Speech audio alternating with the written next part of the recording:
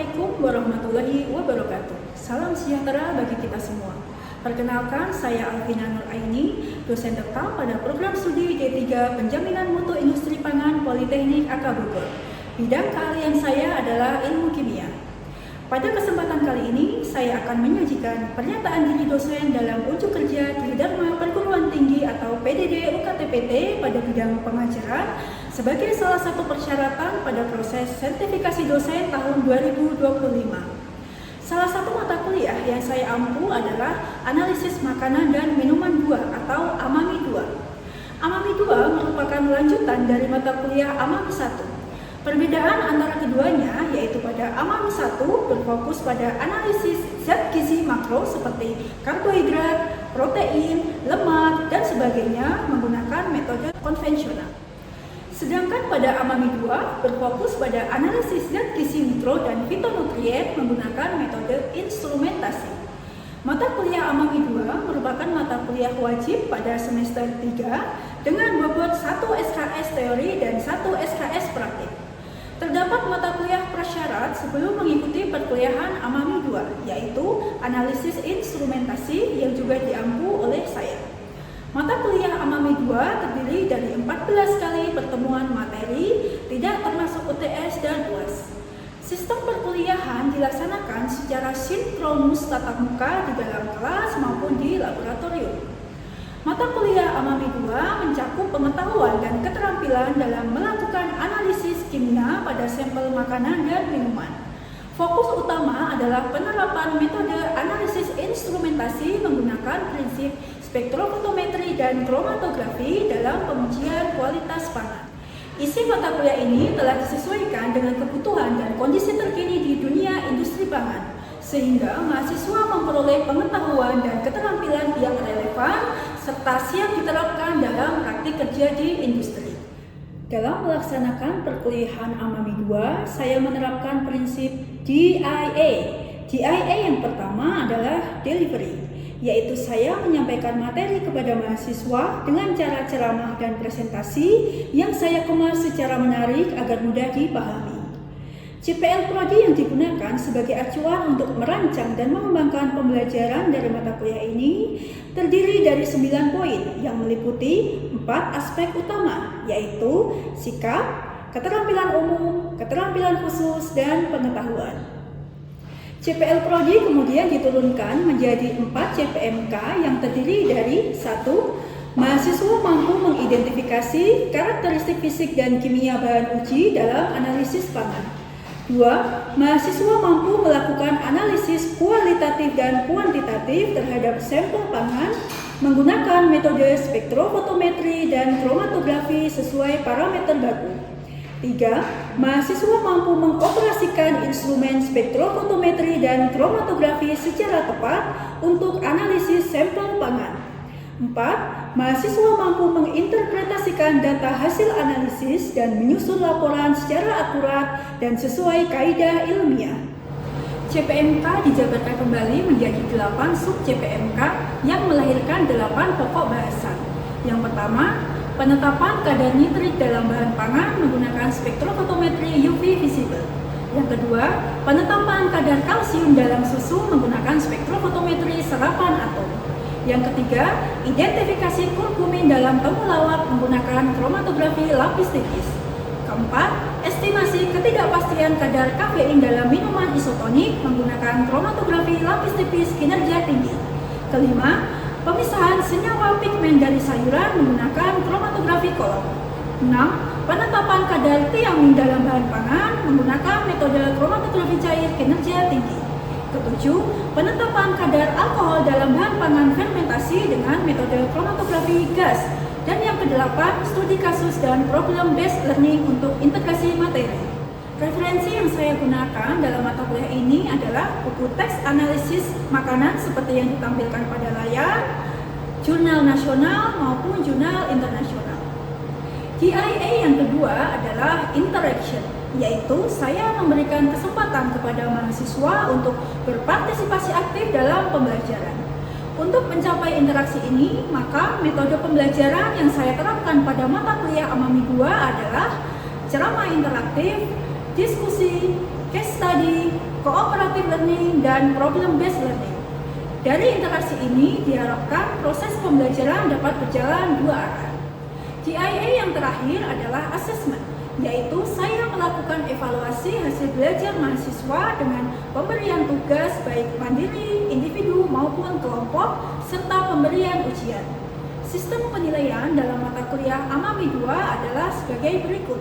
Partisipasi aktif sebesar 10%, tugas sebesar 10%, case study sebesar 40%, UTS 20%, dan UAS 20%. Demikian pemaparan mengenai deskripsi mata kuliah AMAMI 2 yang saya ambil.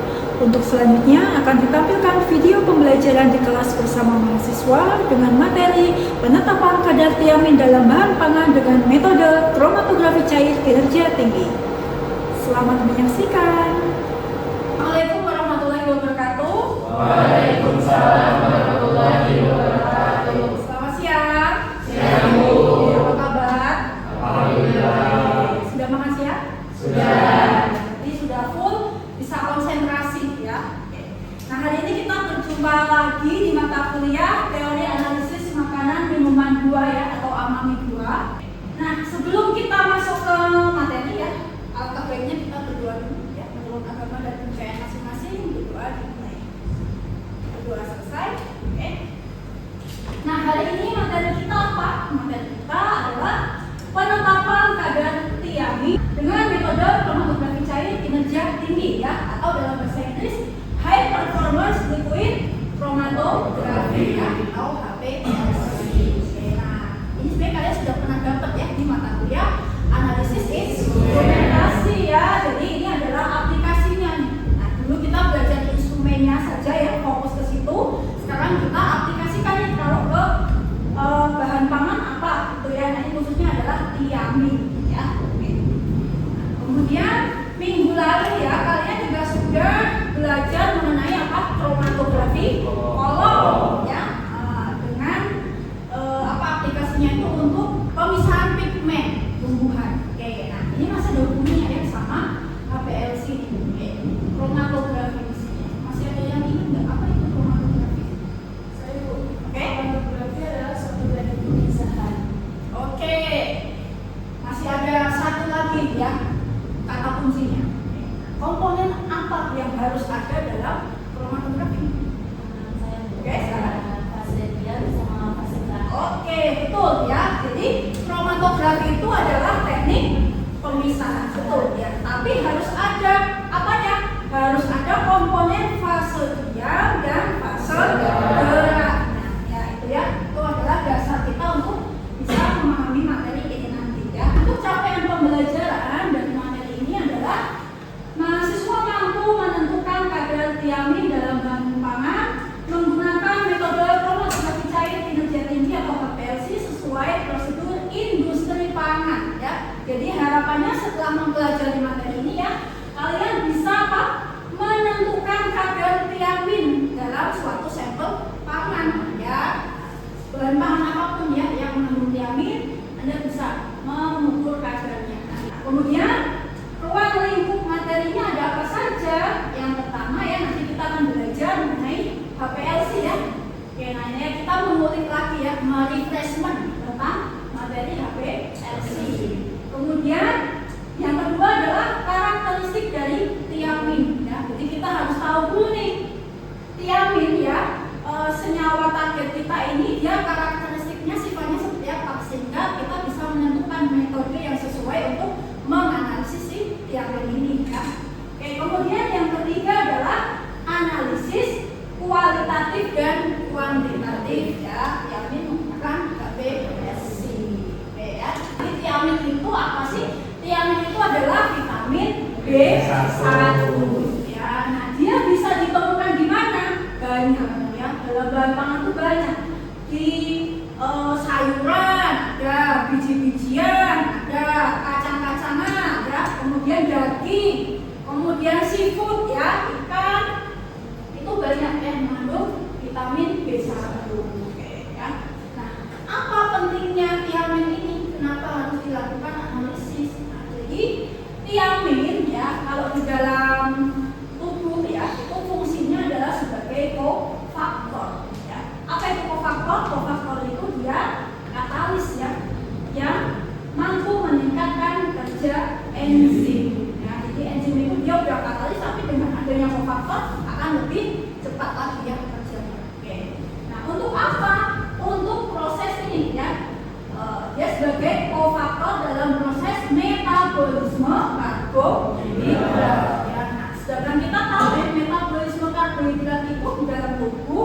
dia fungsinya untuk apa? Untuk menghasilkan ini ya, apa? ATP itu apa? Energi ya. Nah, energi ini kemudian digunakan untuk apa? Produksi asam amino, untuk produksi asam nukleat ya, asam lemak dan lain-lain ya, untuk membangun tubuh kita ya. Jadi fungsinya sangat penting ya. Nah, kemudian kalau misalnya ya ada orang defisiensi atau kekurangan vitamin B1 ya, yang apa akibatnya? Nah, ini yang akibatnya ada macam ini ya. Nah, yang paling terkena itu biasanya apa? Kekurangan vitamin B. Ya, ada penyakit apa? Beri ya. Nah, ini ada hubungannya nih sama peran kalian ya. Kalian kan anak atau penjaminan mutu industri pangan ya. Oke. Nah, nanti misalnya nih kalian kerja ya di industri atau mungkin kalian membangun industri sendiri ya. Nah, berarti kan ketika kalian mau melakukan pengembangan suatu produk pangan ya. Nah, misalnya produk pangan ini adalah mengandung zat gizi yang seimbang ya, termasuk adanya vitamin-vitamin ini ya dan vitamin B1 ini. Nah, berarti kan menjadi tugas kalian untuk apa? Menjamin bahwa produk kalian itu benar mengandung si vitamin ini ya, vitamin B1 ini. Kemudian kalau benar mengandung, kandungannya berapa ya, sehingga bisa mencukupi kebutuhan gizi ya dari orang yang mengkonsumsinya. Nah, itu kan berarti sangat berkaitan ya dengan kalian ya. Nah, berarti ini sangat penting kalian untuk bisa mengetahui cara analisis si vitamin ini ya. Oke, nah, gimana cara analisisnya? Nah, vitamin ini dianalisis dengan instrumen HPLC ya. Oke. Nah, kenapa kok pakai HPLC? Nah, sekarang kita akan coba ya refreshment ini materi HPLC ya. HPLC itu kan high performance liquid chromatography. Oke. Nah, di sini ada kata-kata liquid chromatography. Oke. Nah, tadi kan kalian sudah menjawab ya bahwa dalam chromatografi itu harus ada fase diam dan fase terang. Kemudian di sini ada liquid. Yang dimaksud liquid ini yang apa? Fase geraknya. Oke, ini adalah fase geraknya. Ya, HPLC itu fase geraknya adalah berupa cairan. Kemudian kenapa kok dia dikatakan high performance? Kenapa? Nah, karena ada pompa. Nah, pompa itu apa fungsinya? Untuk mendorong. Ya, jadi apa pompa itu fungsinya adalah untuk menciptakan apa? Tekanan, betul ya. Jadi HPLC ini bekerja pada tekanan tinggi ya. Nah, kalau tekanannya tinggi berarti kira-kira gimana proses tadi pemisahannya akan berjalan dengan cepat ya. Oke, kemudian salah satu faktornya lagi adalah ukuran partikel fase diam ya yang sangat kecil. Nah, kalau ukurannya sangat kecil di fase diam, maka apa akibatnya? Interaksi antara analit dengan fase diam ini akan lebih baik ya. Kalau interaksinya lebih baik, maka proses pemisahannya akan lebih HPLC itu dibedakan menjadi dua macam berdasarkan fase diam dan fase geraknya ya. Nah, yang pertama adalah fase normal ya, atau normal phase HPLC. Kemudian yang kedua adalah fase balik ya, atau reverse phase HPLC. Nah, bedanya apa? Nah, kalau fase normal ya fase geraknya itu adalah non polar. Apa contoh fase gerak non polar? Oke, sana. Oke ya. Jadi contohnya di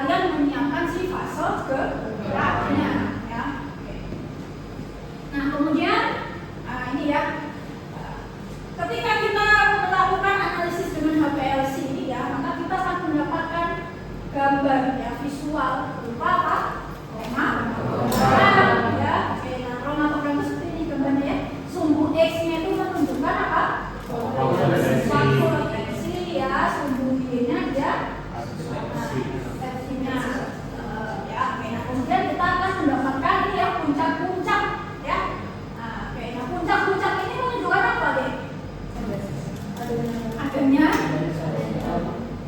senyawa ya. Oke, jadi adanya komponen dari si sampel kita ya. Oke, yang terdeteksi. Oke, jadi kalau dia ada 3 puncak di sini, artinya apa? Ada 3 senyawa ya, ada 3 komponen yang ada dalam sampel kita. Yang terdeteksi. Kenapa kok kita menggunakan HPLC ini untuk analisis tiamin?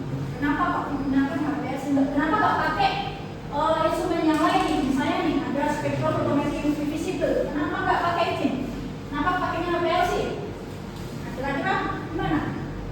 Apa kelebihan dari HPLC sehingga bisa digunakan untuk analisis tiamin dalam bahan pangan? Ya, karena untuk spektrofotometri tipis itu dalam pangan kan masih sampelnya lebih kompleks, sementara kalau spektrofotometri tipis itu sulit untuk diaplikasikan pada sampel yang kompleks. Oke, betul ya. Jadi kalau spektrofotometer UV-vis yang misalnya kita gunakan itu sulit ya. Kenapa? Karena sampel bahan pangan itu kan kompleks ya, campuran kompleks. Sehingga kita itu perlu apa? Memisahkan ya si komponen-komponen tadi. Nah, teknik pemisahan yang sesuai ya, yang mana ya? HPLC ini ya. Nah, bagaimana cara analisis tiamin dengan HPLC? Gimana? Ini saya punya sampel ini ya, ikan itu mengandung tiamin ya. Gimana caranya saya bisa menganalisis tiamin yang ada dalam ikan? Apakah ikannya langsung saya suntikan ke sini? Enggak. Berarti harus dilakukan apa? Nah, dilakukan preparasi. Nah, salah satu faktor keberhasilan ya dalam analisis HPLC ini adalah preparasi ya. Jadi meskipun kita punya instrumen HPLC yang canggih, tapi kalau preparasinya nggak benar, ya hasilnya akan nggak benar ya, nggak bagus. Sebelum kita bisa melakukan tadi ya, nah, kita harus tahu dulu karakteristik dari si tiamin ya, sifat-sifat tiamin khususnya sifat kimianya, sifat kimia tiamin. Nah, di sini dikatakan ya yang pertama sifatnya tiamin itu sangat larut dalam air. Ya, jadi vitamin itu kan dibagi menjadi 2 macam ya berdasarkan kelarutannya. Nah, kalau misalnya dilihat dari sifat yang pertama ini, kira-kira kamu nanti melarutkannya pakai apa? Pakai aqueous ya, pakai aqueous. Oke, ini prediksi dulu ya pertama ya. Kalau melihat sifat ini kan, ya, dia larut dalam air berarti pakai aqueous. Oke. Nah, kemudian ada lagi nih penjelasannya ya bahwa tiamin ini stabil pada pH-nya asam ya, kondisi asam. Nah, sedangkan pada kondisi basah atau pH-nya tinggi ya, dia tidak stabil. Kenapa? Karena nanti akan terjadi perubahan struktur ya dari si tiamin ini. Oke, kita lihat ya. Nah, ini adalah tiamin ya pada pH rendah, pH asam. Nah, kemudian kalau pH-nya kita naikkan ya, maka dia akan terjadi perubahan struktur nih di sini. Nih ya. Ini cincinnya ini dia akan terbuka ya, menjadi tiol. Nah, menjadi tiol di sini dia berubah struktur. Nah, kalau kita melihat dari sifat ini ya, nah, kira-kira apakah masih bisa, apakah masih cocok kita hanya melakukan tiamin ini dengan aqueous saja? Tidak. Tapi kita membutuhkan apa untuk bisa menyesuaikan dengan ini karakteristik tiamin? Oke? Menggunakan buffer. Buffer itu apa? Untuk mempertahankan pH. Nah, buffer itu adalah larutan yang fungsinya untuk mempertahankan pH ya, atau larutan kenyang enggak ya, namanya sama. Buffer itu macam-macam ya. Nah, dari yang pH rentang pH-nya asam sampai rentang pH-nya basah itu ada macam-macam. Yang mana yang kita gunakan? Nah, kalau berdasarkan sifat tiamin tadi berarti kita harusnya pakai buffer yang apa? Ya, asam ya, yang asam. Nah, biasanya kalau analisis tiamin kita pakai buffernya itu yang rentangnya itu antara 3 sampai 5. Ya. Nah, itu biasanya pakai apa nih? Nah, apa kira-kira? Buffer asetat. Ya, ini buffer asetat nanti kita gunakan sebagai pelarutnya. Buffer ya. Buffer asetat. Biasanya pH-nya itu adalah antara 3 sampai 5. Menyiapkan apa? Nah, menyiapkan fase gerahnya. Oke, nah kira-kira nih, misalnya ya, kita menganalisis pakai HPLC yang di lab instrumen. Ya. Lab instrumen itu punya HPLC-nya tipe ya LP, HPLC ya. Oke, berarti tadi fase diamnya apa sih? Fase diamnya yang fase diamnya 6 bulan. Oke, kemudian kalau fase diamnya 6 bulan, berarti fase gerak yang bisa kamu gunakan yang apa? Yang pola. Kira-kira apa fase gerak yang cocok untuk diamin ini? Oke, aquabides bisa ya. Aquabides. Apakah hanya cukup satu? Oke. Kalau nggak cukup satu, tambah apa lagi? Nah, bisa ditambah dengan metanon ya. Nah, kemudian ini sampel, ini fase gerak. Kemudian satu lagi apa yang harus disiapkan? Nah, kita perlu standar ya, lakukan standar. Apa standarnya berarti? Nah, standar tiamin ya, standar tiamin. Oke, nah kalau kita mau targetnya itu kan kita mau menentukan kadar ya si tiamin ini ya dalam ikan tadi ya. Oke, nah berarti kita mau melakukan analisis apa ini di sini? Analisis kuantitatif ya. Nah, kalau cara analisis kuantitatif ya dengan menggunakan larutan standar, kita perlu membuat apa?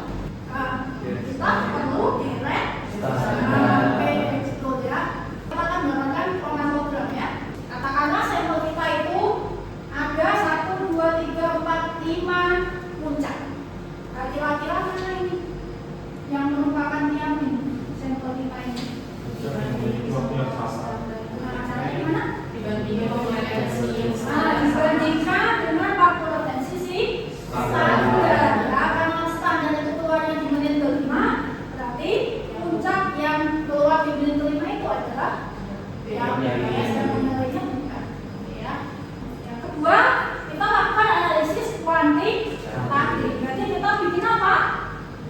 Bikin kurva kalibrasi ya, kurva kalibrasi. Nah, di sini kurva kalibrasi itu ya sumbu X-nya adalah konsentrasi. Oke, harus ditulis ininya apa satuannya ya, apa ppm atau apa molar ya.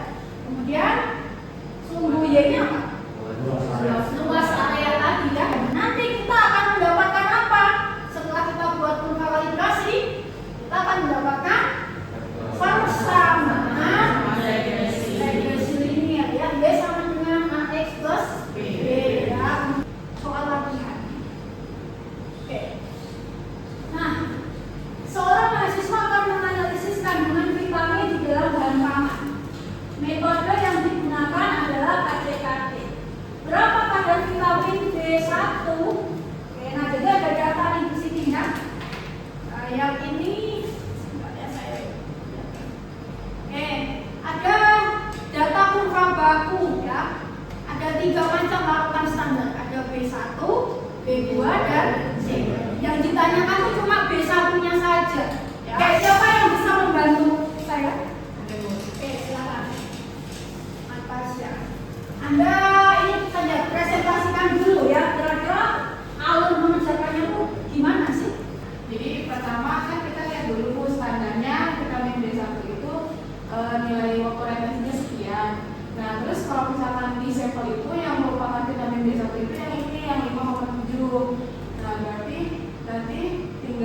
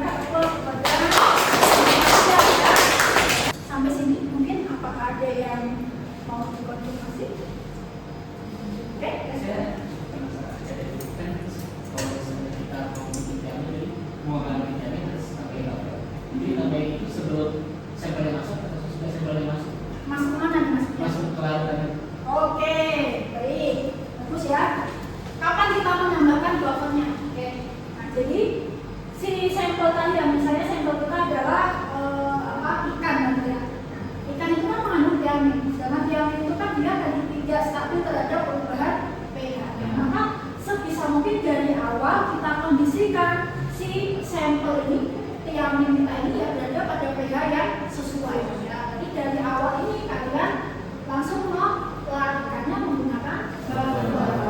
Nah, dan seterusnya, seterusnya termasuk ini ya, lakukan standar. Standar ini juga berarti kamu membuat lakukan standarnya menggunakan apa? Verb. Aseta tadi ya. Ada lagi mungkin? Cukup ya. Oke, kalau sudah cukup ya. Oke, sebelum saya akhiri ya, mungkin ada yang bisa bantu saya untuk menyimpulkan tadi apa saja yang sudah kita pelajari. Oke, siapa yang bisa membantu saya untuk menyimpulkan? Oke, silakan. Nah, tadi kan kita udah belajar tentang pengertian teori itu apa, terus di situ fase-fasenya atau komponen dari isi materi itu apa aja, terus dari mulai cara kerjanya. Oke, ya. Jadi kita sudah belajar banyak hal ya. Mulai dari apa itu piramid ya, kemudian karakteristiknya ya. Harus tahu dulu karakteristiknya. Kalau tidak tahu karakteristiknya, kita nggak akan bisa menentukan metode apa yang sesuai itu analisis kemudian kita ketahui bahwa yang sesuai HPLC ya, karena tadi HPLC itu ada sifat-sifatnya seperti ini, keunggulannya seperti ini ya. Itu urusan memenuhi sahkan. Oke, kemudian setelah itu cara analisis kualitatif dan kuantitatif. Kalau sudah cukup maka saya ada oleh-oleh ya, tugas ya, pengayaan materi ya. Silakan kalian kerjakan ya, seperti biasa dibentukkan di depan di kertas pojok ya. Oke, kalau sudah cukup ya, maka saya akhiri ya pertemuan pada siang hari ini. Terima kasih atas atensinya. Mohon maaf kalau ada kekurangan ya, ada salah kata. Dari kami Waalaikumsalam.